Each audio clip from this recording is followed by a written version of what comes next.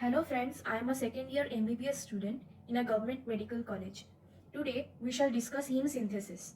So let's start. So what is heme? Heme is a compound which is produced by the combination of iron with a porphyrin ring. For example, hemoglobin, myoglobin, and in plant the protein chlorophyll, which is the photosynthetic green pigment, is a magnesium porphyrin complex.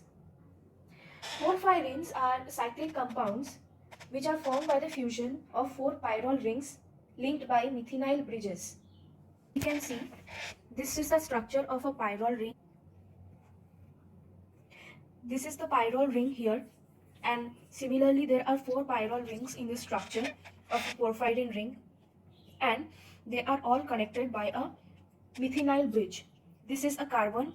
We can see here there is a double bond, and here there is a single bond. So this is a methynyl bridge.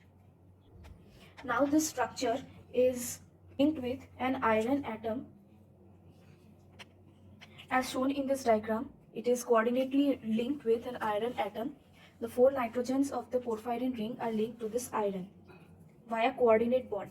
We have learned about this coordinate bonding in D block elements in class 12 in organic chemistry. The pyrrole rings are named as 1, 2, 3 and 4 respectively, like this. And the bridges here are named as alpha, beta, gamma and delta. Because this is a compound of iron and porphyrin, hence heme is called as ferroprotoporphyrin, where the word ferro means iron and porphyrin refers to the porphyrin in its structure. Heme is the precursor of many important proteins in our body, like hemoglobin, myoglobin, cytochromes, etc. So it is required to be synthesized by almost all the tissues in our body, and almost all tissues hold that ability. One important note is that heme synthesis does not occur in matured erythrocytes. It is synthesized primarily in its precursors in the RBC lineage. The synthesis begins from the pro-erythroblast stage. So let us start with the biosynthesis of heme. This pathway partly occurs in the cytoplasm and partly in the mitochondria. So it is a compartmentalized process. अब जो haem का synthesis होता है उसका starting point is from succinyl coenzyme A and glycine. जो इस process में important coenzyme है वो है पाइरिडॉक्सिल phosphate. Pyridoxal phosphate activates glycine for the process. In this process, an intermediate named as alpha amino beta keto adipic acid is produced, and which finally produces delta amino livulinic acid, which is a very important compound. It is the first intermediate of this process. The enzyme for this process is synthase for both the steps, and it is the rate limiting enzyme for this process. Rate limiting enzyme उस enzyme को कहा जाता है उस biochemical process में जो उस particular process के रेट को रेगुलेट करता है. Therefore, this enzyme, the deficiency of the enzyme synthase or its coenzyme pyridoxal phosphate will affect the rate of heme synthesis. The enzyme synthase is present in the mitochondria. Now, some more important points related to this step. जो pyridoxal phosphate होता है उसको form करने के लिए pyridoxine vitamin की ज़रूरत पड़ती है. उसकी डेफिशिएंसी में why do we observe anemia? Because in the absence of pyridoxal phosphate, this synthase enzyme will not be able to function, and hence the important precursor delta amino livulinic acid will not be formed, and this will reduce the rate of formation of heme, thus causing anemia. Now this synthase enzyme has two isoforms. Synthase 1, which is coded by a gene on chromosome number 3, and synthase 2. The differences between these two isoforms is that the synthase 1 is a housekeeping gene. Means एक cell के जितने भी basic functions होते हैं उन सबको maintain करने का फंक्शन इन हाउसकीपिंग जीन्स का होता है. One of those housekeeping genes is synthase 1, and it is a kind of constitutive gene, which means it is transcribed continuously inside the cell. And these housekeeping genes are expressed in all cells of an organism under normal conditions as well as pathophysiological conditions. On the other hand, the allosynthetase 2 enzyme is an erythroid specific form, means it is expressed only in the fetal liver and the adult bone marrow. We know the liver is the erythropoietic organ in a fetus and bone marrow is the erythropoietic organ in the adults. So in erythropoietic organs के अंदर जो cells हैं, जो erythroid cells हैं, उनके अंदर the allosynthetase 2 is the specific form that is acting. It's not that उनमें allosynthetase 1 present नहीं है, but that this allosynthetase 2 is also present in these forms along with allosynthetase 1, and allosynthetase 2 is not found in any other tissues. इसके साथ related जो clinical aspect है, that is allosynthetase 2 के deficiency में we observe X-linked sideroblastic anemia. This is an X-linked disorder. So it is congenital because it is linked to a chromosome, and as it is X-linked, so it is predominantly observed in males. Now what happens in this disorder? Erythroblasts, which are immature RBCs in the RBC lineage, will contain non-heme iron containing organelles called siderosomes. Means इसमें कुछ organelles ऐसे present रहेंगे जिसके अंदर iron present होगा, लेकिन it will not be in heme form. Now we shall discuss the other steps in this biosynthesis of heme. So the next few reactions will occur in the cytoplasm. So from here, that is the condensation of two allomolecules till the formation of coproporphyrinogen 3, all the reactions will occur in the cytoplasm, and then the subsequent reactions will occur back into the mitochondria. The first reaction of this process, that is this reaction, also occurred in the mitochondria because allosynthetase enzyme is present only in the mitochondria and not in the cytoplasm. So the second step of this reaction involves the condensation of the two molecules of delta aminolevulinic acid forming porphobilinogen. It is a monopyrrole compound. As we can see that it contains only one pyrrole ring and it is a pyrrole derivative. It involves the removal of two molecules of water and the enzyme involved is aldehydrate. It is a class lyase enzyme. This reaction is a dehydration synthesis reaction because here there is a removal of water molecules. Two molecules have been removed and there is formation of double bonds in that place. That is why it is of class lyase, because there is non-hydrolytic removal of the functional groups. Here there is no hydrolysis because in hydrolysis is used in breaking a larger compound into smaller units. This enzyme aldehydrate contains zinc, and zinc containing enzyme will be inhibited by lead. Now the third step of this process involves the condensation of 4 molecules of porphobilinogen. These 4 molecules will condense to form the first porphyrin of this pathway, which is called as uroporphyrinogen 3. However, this process is not a one-step process. An intermediate named as hydroxymethylbilin is formed. This compound is an unstable compound and it is a linear tetrapyrrole, and that spontaneously will cyclize to form this uroporphyrinogen. Clearly we see this enzyme involved is bilinogen deaminase, and it helps in deamination, that is removal of ammonia molecules from the precursor. So this ammonia has been removed from the porphobilinogen.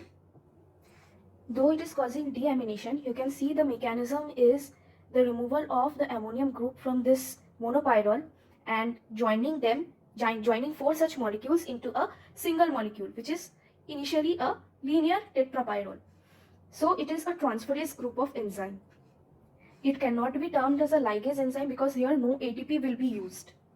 The other names for this enzyme is uroporphyrin 1 synthase or HMB synthase, which is hydroxymethylbilin synthase. This HMB molecule will initially form uroporphyrinogen 1. This gets isomerized to uroporphyrinogen 3, and only these 3 series are further utilized. The 1 series are not utilized.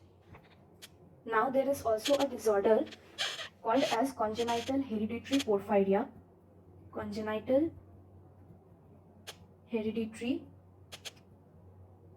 porphyria, in which An important enzyme which is involved in this step, that is conversion or isomerization of uroporphyrinogen 1 to uroporphyrinogen 3, is absent.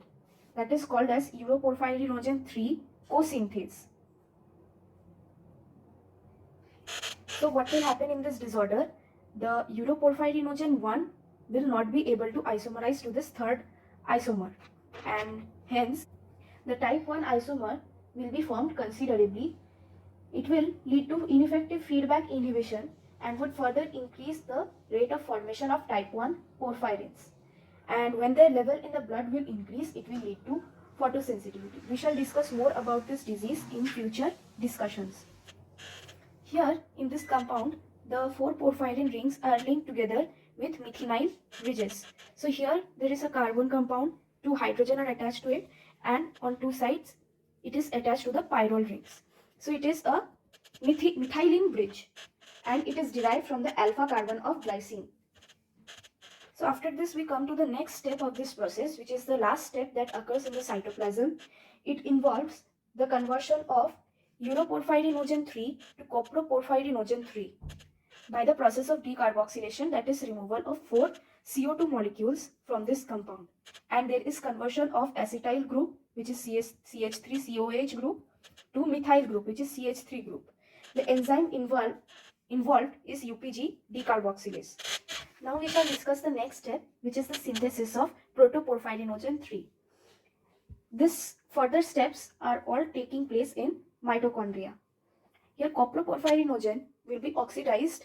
As you can see, it is getting oxidized by reduction of NADP. And the enzyme involved is coproporphyrinogen oxidase. This enzyme acts specifically only on type 3 series, and it cannot act on the type 1 series. Hence, after this step, the type 1 series will not be metabolized further, and there will be accumulation of the porphyrinogen type 1 isomers, leading to photosensitivity. Why it causes photosensitivity will be discussed in upcoming videos. Here 2 propionic acid chains will be converted to vinyl chains. Not vinyl chains, they should be called as vinyl groups. And this reaction will require molecular oxygen. This is an oxidase, and hence it is an oxidoreductase group of enzyme. The next step is the conversion of protoporphyrinogen 3 to protoporphyrin 3, which involves the enzyme protoporphyrinogen oxidase. This reaction also occurs in the mitochondria, and here it involves the oxidation. You can see there is removal of 4 hydrogen groups, which is also called as oxidation.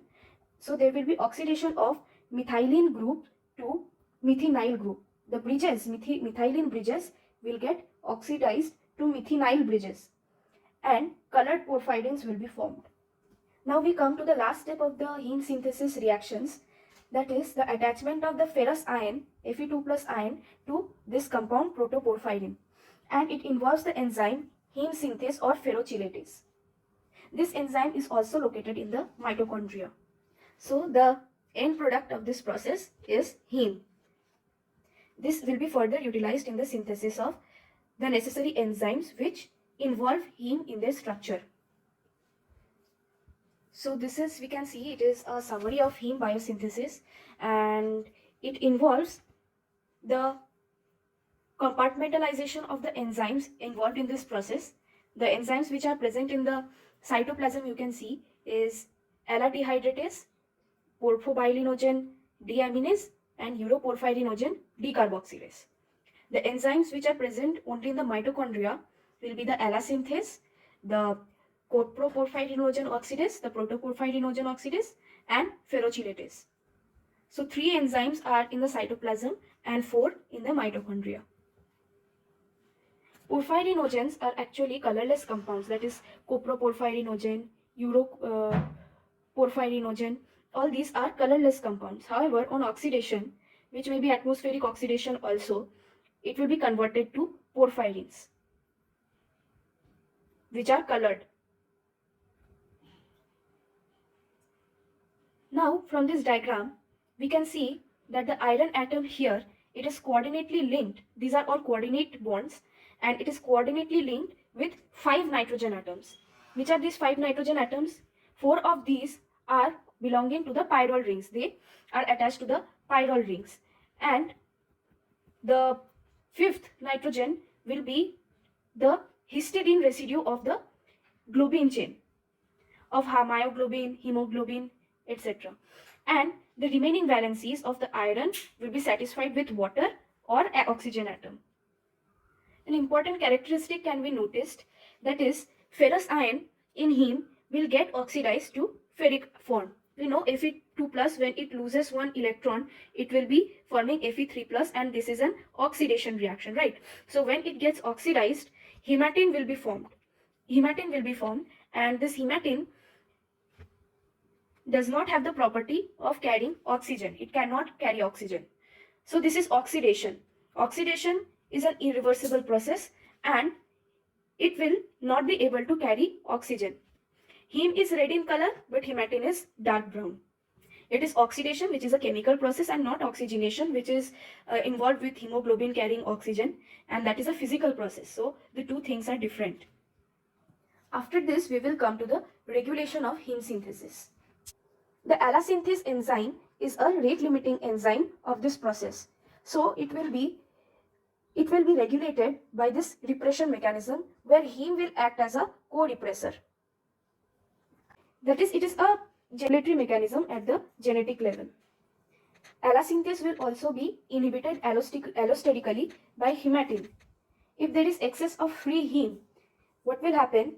The Fe2 plus will get oxidized to Fe3 plus, and that is, it will get converted to hematine, and this helps in allosteric inhibition of this process.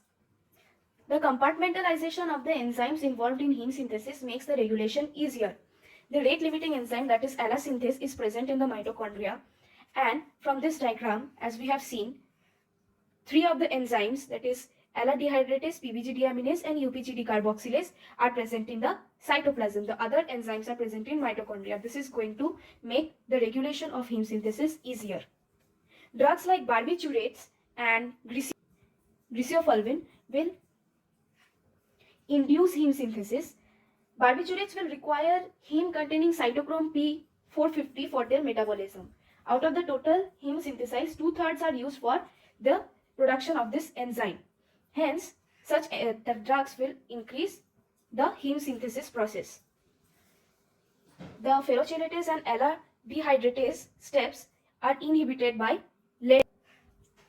This particular compound, which is isonicotinic acid hydrazide, it decreases the availability of pyridoxal phosphate, and that will be affecting, which is a major coenzyme for allosynthesis, and hence it will be affecting the rate limiting step of this reaction, and hence entire process will be affected. Higher cellular concentrations of glucose prevents the induction of allosynthesis, that is, it will be reducing the activity of the enzyme. This is the basis of administration of glucose to relieve the acute attack of porphyrias. What happens in porphyrias? There is increased activity of this enzyme, and ALA and other precursors involved in that biosynthesis steps will be increased.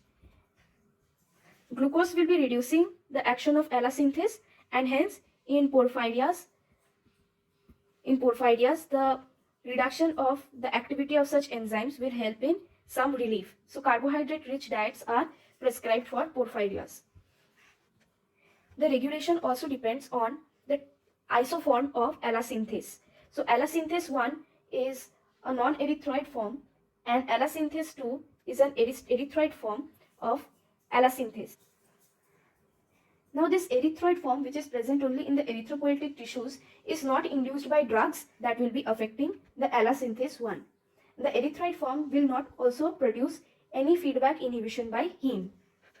So we can see the basis of this regulation is at the genetic level, and it also involves the regulation of the allosynthes enzyme, the formation of cytochrome P450, which is affected by drugs like barbiturates, and the ferrochelatase enzyme regulation. Now there are some points which we need to know. Uroporphyrinogen was an intermediate in the biosynthesis steps. When it will be getting oxidized, it will be forming uroporphyrin. It was first found in urine, and that is why the word uro has come. The word uro has come from urine, and however they are not restricted to urine. Coproporphyrins are produced from coproporphyrinogen oxidation, and they were first isolated from feces, and that is why the word copro has come. The word copro means feces, but they are also found in urine. Now here there is a list of some proteins with their functions, and these proteins have heme in their structure. The first is hemoglobin, which helps in the transport of oxygen in blood. Then myoglobin, which stores oxygen in muscle. Cytochrome C, involved in electron transport chain. Cytochrome P450, which is a very important enzyme because it helps in hydroxylation of xenobiotics. Catalase, which helps in the degradation of hydrogen peroxide. And tryptophan pyrrolase, which is involved in the oxidation of tryptophan. So here we can end this video. There are some clinical aspects also which involve disorders of heme synthesis, which are called as porphyrias. We can discuss them in upcoming videos. Thank you. Have a nice day. Please like, share, subscribe and comment if you like the video. Thank you.